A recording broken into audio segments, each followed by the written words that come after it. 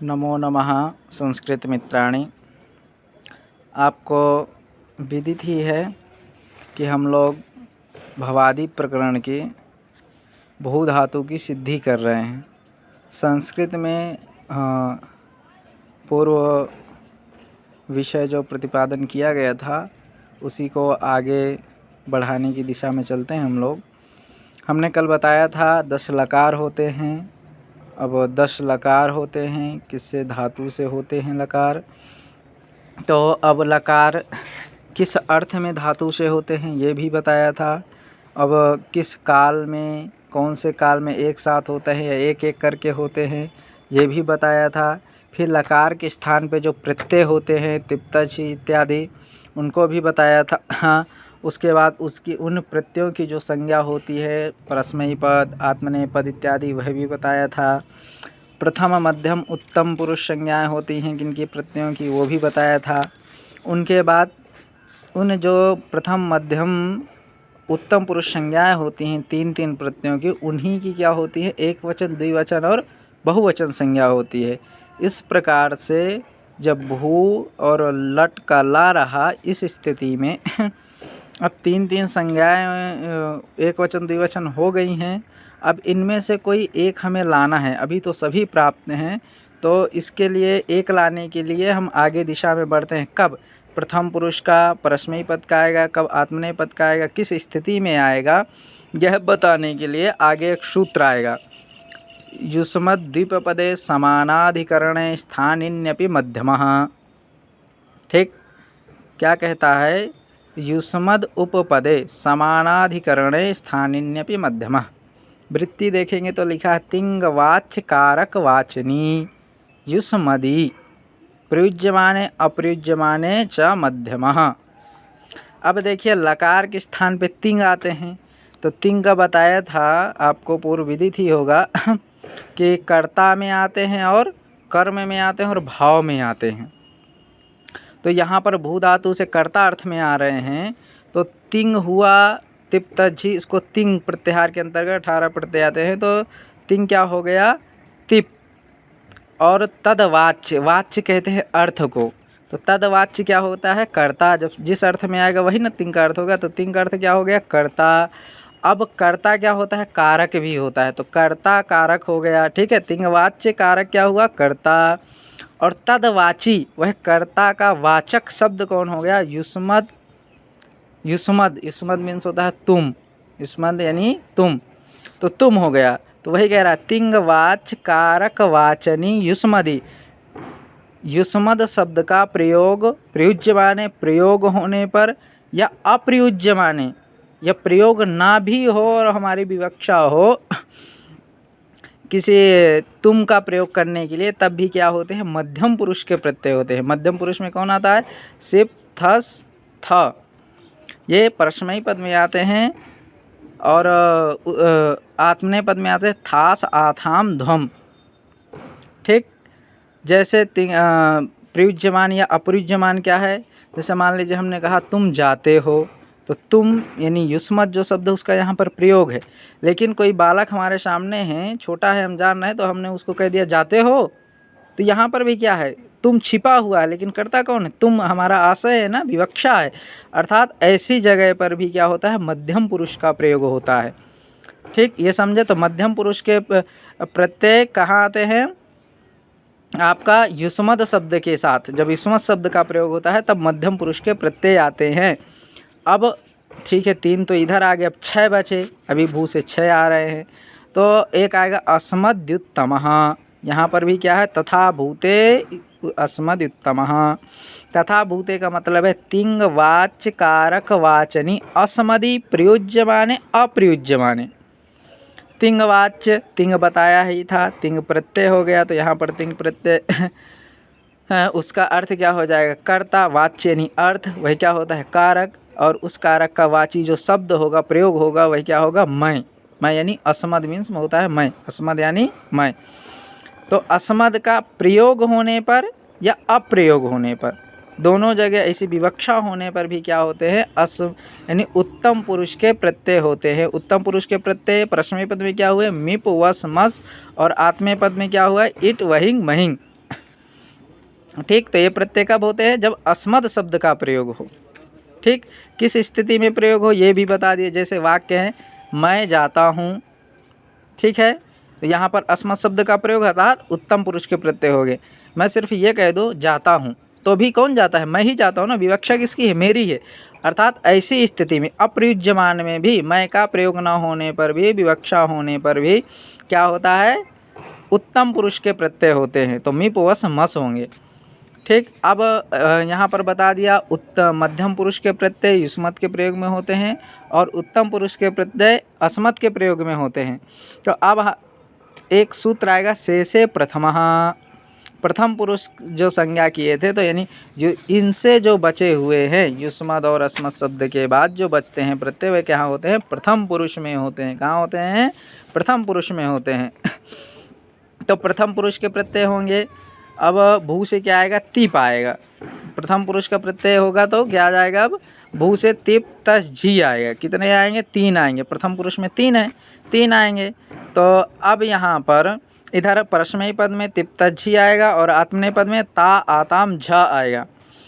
अब भू से सिर्फ हम प्रथम पुरुष के लाएंगे तब भी समस्या बनी रह गई, क्योंकि प्रथम पुरुष तक आए वहाँ पर भी 3 प्राप्त हैं। कितने? 3 ही प्राप्त हैं। अब ये तीनों तो एक साथ हो नहीं जाएंगे, तब अब क्या करेंगे? तो फिर एक सूत्र और आएगा, द्वेकयोः द्विवचनैक वचने।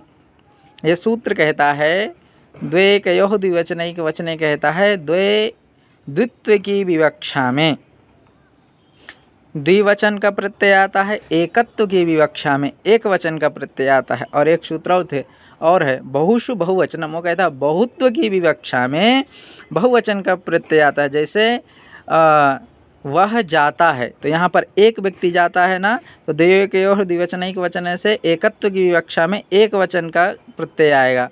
और वे दोनों जाते हैं, यहाँ पर द्वित्व की विवक्षा में द्विवचन का प्रत्यय आएगा तस। और वे सब जाते हैं, तो यहाँ बहुवचन की विवक्षा में बहुसु बहुवचन सूत्र के द्वारा क्या आएगा? झी प्रत्यय आएगा। ये तिप तस झी प्रत्यय आएगा। ठीक, इतना तक आप समझ लिए। अब देखिए एक विधि, ये तो सूत्रों का अर्थ आप जान लीजिएगा। अब मान लीजिए हमें भू करना है, सिर्फ सूत्र लगाना है, अर्थों को आप याद करिएगा, घटाते जाइएगा। तो अब हम स्थिति बना के चलते हैं, किताब में अपने लिखती जाइएगा। इसे क्या करते हैं? भू धातु है, ठीक है, भुआदेव धातुः से धातु संज्ञा हो जाएगी। धातु एक सूत्र है, उसके अधिकार में वर्तमाने लट, यह सूत्र पढ़ा गया है तभी होता है। धातु वर्तमाने लट से, धातु से वर्तमान काल में लट प्रत्यय होता है, तो लट हो जाएगा। इसके बाद लट की इस संज्ञा हो जाएगी, ला रहेगा। फिर लस एक अधिकार सूत्र चलता है, यानी लस में स्थान सटिए, तो लकार के स्थान में क्या होता है? तिप तज्झी सिप थस्था मिप वस्मस तातांझा थासस्थाम ध्व इड वहिंग महिंग, ये 18 प्रत्यय आ जाते हैं। लह परस्मयी पदम से परस्मयी पद संज्ञा होती है। तंगा नावात्मनेय पदम से आत्मनेय पद संज्ञा होती है। ये आपको लगाते तंगा नावात्मनेय पदम से आत्मनेय पद संज्ञा होती है। और फिर आपको पता ही अनुदात तंगित आत्मनेय पदम, आत्मनेय पद वहाँ होंगे, स्वरितः कर्तव्य प्राय क्रियाफल यहाँ होंगे। इसके बाद आप सीधे लगा सकते हैं तंगा नावात्मनेय से सात कर्तरी परस्मयी पदम। अब से सात कर्तरी परस्मयी पदम आप कहेंगे तो क्या हो जाएगा? सीधे तिप तज्झी सिप थस्था मिप वस्मस, ये 9 से 7, क्योंकि तंगाना तंग हट जाएगा तो 9 बचेंगे, ये 9 लकार के स्थान पे प्राप्त हो जाएंगे।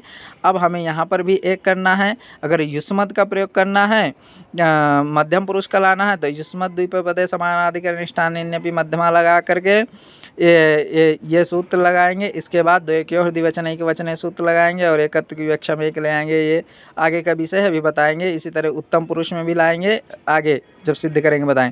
अभी क्या होगा? से सात कर्तरी परस्मयी पदम के बाद सीधे आ जाएगा से प्रथमः। क्या आ जाएगा? से प्रथमा, यानी मध्यम उत्तमयोः अविषये प्रथमा स्यात्। मध्यम और उत्तम पुरुष का जहाँ विषय ना हो, ये प्रयोग ना हो या इनकी विवक्षा ना हो, वहाँ पर क्या होता है? हमेशा प्रथम पुरुष के प्रत्यय होते हैं। तब भू से प्रथम पुरुष के कितने? तिप तज्झी, ये प्रत्यय आ गए। ये प्रत्यय आने के बाद अब 3 होने लगे लकार के स्थान पे, कोई हमें 1 करना है तो यहाँ पर एक सूत्र लगा देंगे, द्वे एकयोः द्विवचनैक वचने। जब द्वे एकयोः द्विवचनैक वचने लगाएंगे तो एकत्व की विवक्षा में, अतः हम एकत्व का वाचक अब कौन है, तान्य के वचन से किसका एक वचन संज्ञा हुई थी, तिप की, तो भू से क्या आ जाएगा, तिप आ जाए। तब भू अधिक तिप रहेगा, क्या रहेगा, भू अधिक तिप रहेगा। अब यहाँ पर एक सूत्र लगेगा, तिंग सित सार्वधातुकम। ये कहता है तिंग की और सित की सार्वधातुक संज्ञा होती है, सार्वधातुक नाम होता है। तिंग हो गए तिप्तज्जी 18 और सित हो गया सकार जिसका इत संज्ञक हो। ठीक, ये क्या होते हैं सार्वधातुक संज्ञक होते हैं। अब सार्वधातुक संज्ञा हो गई किसकी, तिप की। तो जैसे सार्वधातुक संज्ञा एक सूत्र आ जाए, कर्तरी शप। क्या कहता है, कर्तर्थ है सार्वधातु के परे धातु सप स्यात्। सार्वधातुक प्रत्यय परे रहते, और वह सार्वधातुक कैसा प्रत्यय परे होना चाहिए, कर्ता अर्थ में। तो तिप क्या होता है, लह परस्मैपदम पदम से कर्ता अर्थ में हुआ था ना, तो तिप क्या हो गया, कर्तार्थ हो गया सार्वधातु के, तो सार्वधातुक प्रत्यय भी है, तिंग से कर दिए। और तो उसकी क्या हो जाएगी, अब परे होने पर धातु से क्या हो जाएगा, सप होगा। अब देखिए कर्त्रार्थ में सार्वधातुक प्रत्यय परे मांग रहा है और धातु से सप प्रत्यय कर रहा है, तो जब हम धातु से सप करेंगे तब परे तिप मिलेगा, इसलिए प्रत्यय किससे, सप किससे विकरण होगा, धातु से। तो क्या बन जाएगा, भू सप ति। क्या बन गया, भू सप ति। अब तिप था पकार की हलंतम से इस संज्ञा हो गई थी, और सप में पकार की इस संज्ञा हो जाएगी हलंतम से। और आपका सकार में जो सप में जो सा है उसके सा की लशक को तद्धिते से इस संज्ञा हो जाएगी, तो क्या बचेगा, भू आति। क्या बच जाएगा, भू आति।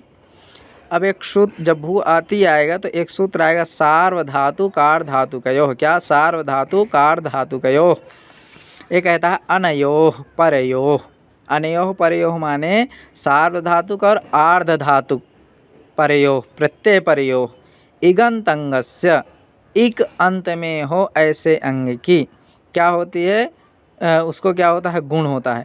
अब यह अंग कैसे बनता है, तो जब देखिए अब भू आति ये रहेगा तो यस्मात् प्रत्यय विधिस् तदादि प्रत्यंगम, इस सूत्र से क्या हो जाता है, अंग संज्ञा हो।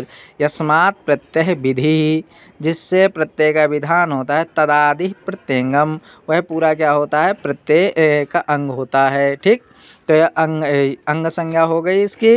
अंग संज्ञा होने के बाद अंगस के अधिकार में ये सार्वधातुकार धातु का यो पढ़ा गया है सूत्र, तो अतः यह आ जाएगा। और जब यह आ करके सार्वधातुक आर्धातुक प्रत्यय, यहाँ पर इनमें से कौन सा है, सार्वधातुक प्रत्यय परे मिल जाएगा, सप का अ। क्यों सप सार्वधातुक है, तिंग पहले किए तो सप की भी आर्धातुक सार्वधातुक संज्ञा होती, क्योंकि सप में सकार की संज्ञा हुई है। तिंग सित क्या कहता है, सकार जिसका इस संज्ञा को, उसकी भी क्या होती है, सार्वधातुक संज्ञा। अतः सप की क्या है, सार्वधातुक संज्ञा, सप की भी, अतः सार्वधातुक प्रत्यय परे मिल गया सप। इगंत अंग, इक अंत में क्या, भा में उ है ना, तो इक प्रत्याहार में उ आता है, ई उ री रिक, तो उ आ गया ना, तो अंत में भू के उ है, भा उ, तो अंत में क्या हो गया, मिल गया उ, तो इगंत अंग मिल गया, अतः इसको गुण हो जाएगा। तो भू को गुण क्या होगा, ओ, तो क्या हो जाएगा, भो आति। क्या बन गया अब आपका, भो आति। अब यहाँ पर जब भो आति हो गया तो एक सूत्र आएगा, यचो एचो यवा यावः, एचह एच को। ठीक है, एच के स्थान पे क्रम से यथासंख्य सूत्र में आता है, तो कहता है यच, एच के स्थान में क्रम से क्या होता है। इस सूत्र का पहले अर्थ जान लीजिए थोड़ा सा, कि ए को अय, ओ को औ, ऐ को आय और औ को आओ होता है। तो यहाँ पर भो में ओ है तो ओ को क्या होगा, औ। एचो यवा यावः सूत्र जब लगेगा तो ओ को क्या हो जाएगा, औ। ये समझ गए आप, ओ को औ होगा तो क्या हो जाएगा, भ औ आति। भा भी हलंत रहा, औ में वा भी हलंत रहा, और आ और ती रहा, मिला दिए तो भा, औ का आ भा में मिल गया तो भव, और वा जो हलंत था तो आज सप वाला था, वा में मिल गया भवती, तो क्या बन गया, भवती। ये क्या बना, भवती, यह रूप बन जाता है। अब आप लोग इस प्रक्रिया को बहुत अच्छी तरह से अपनी किताब में लिख लें। लिखने के बाद 1-2 बार रिवीजन कर जाएं, अपने आप लगा जाएं, सूत्र लगा के इसके सूत्र ये करता है, इसका कार्य बस ज़्यादा इसलिए कोई सूत्र की व्याख्या नहीं कर रहे हैं हम। लगा कर लिख कर के बेटा चुपचाप फ़ोटो खींच के हमें भेजो। आज अगर फ़ोटो किसी की भी नहीं आई, इसके दंड के भागीदार आप खुद होंगे। वह क्या दंड होगा आप भली प्रकार से परिचित हैं। ठीक है, धन्यवाद।